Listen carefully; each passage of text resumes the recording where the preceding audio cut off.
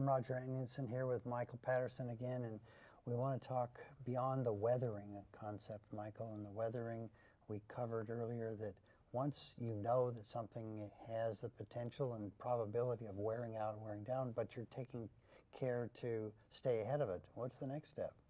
Yeah, the weathering being the idea that the brain, like a house, just over normal time begins to erode and so we have to keep repairing it.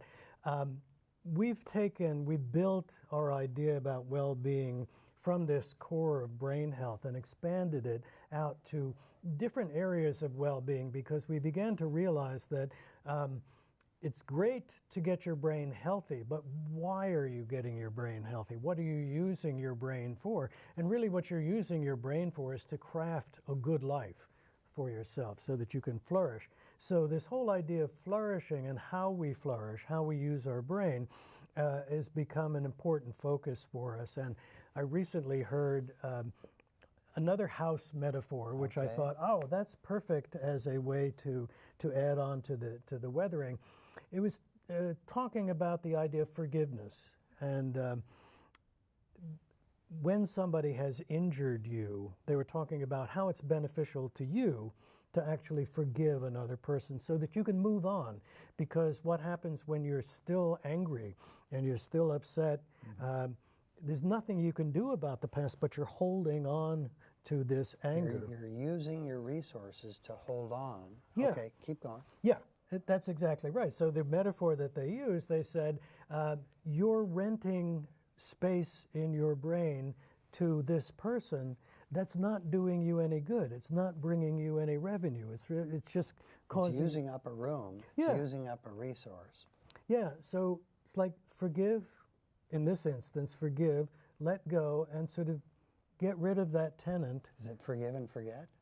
Forgive it. When you do that, the resource you were putting into that room, that person, once that's set aside, then the resources are available to do other things. That's exactly right. In this whole domain of flourishing and when we're dealing with other people and we're dealing with our own development, if we're constantly hanging on to, oh, I should have said this and I should have done that and I'm still angry at my father for having, we're spending all this energy on stuff that we can't change.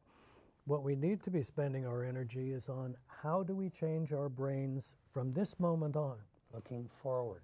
Jean Calment had that famous saying as she approached 122 and a half, I don't worry about things I can't control. And once time has already given you a rough dose of something and you're holding a grudge, you're wasting that time because you can't control and undo that. But your idea of let's get that room vacated and then fill it with something that's positive, is that negative and positive plasticity at work? Yeah, exactly right.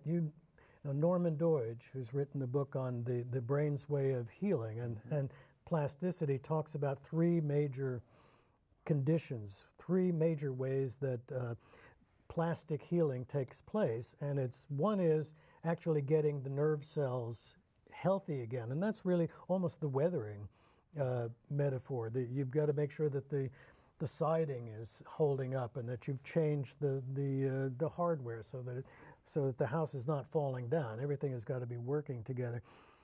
Second major area is the balancing of our systems, like our circulatory system, our stress management system.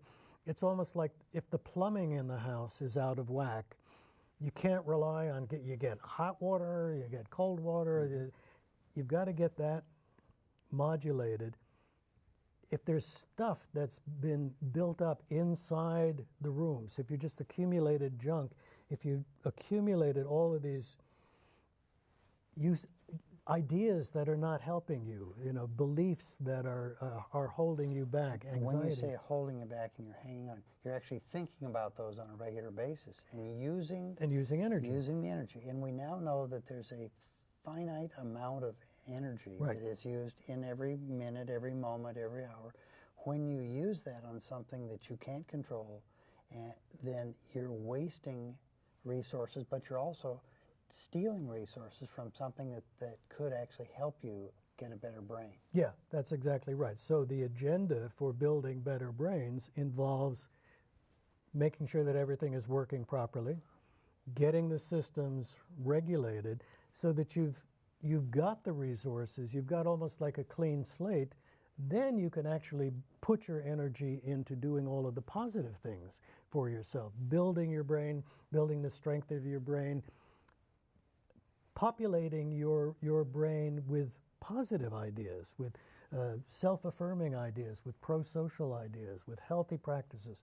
So that's sort of the way we use that metaphor. And I always like to wind up when we get into talking about having a positive attitude.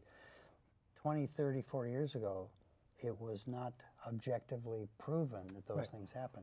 And we'll be talking throughout the Better Brains projects and initiatives about how these are at the molecular level and measurable, and our new technology.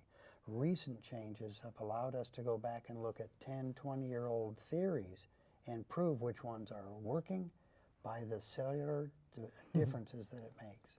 Right. Very good.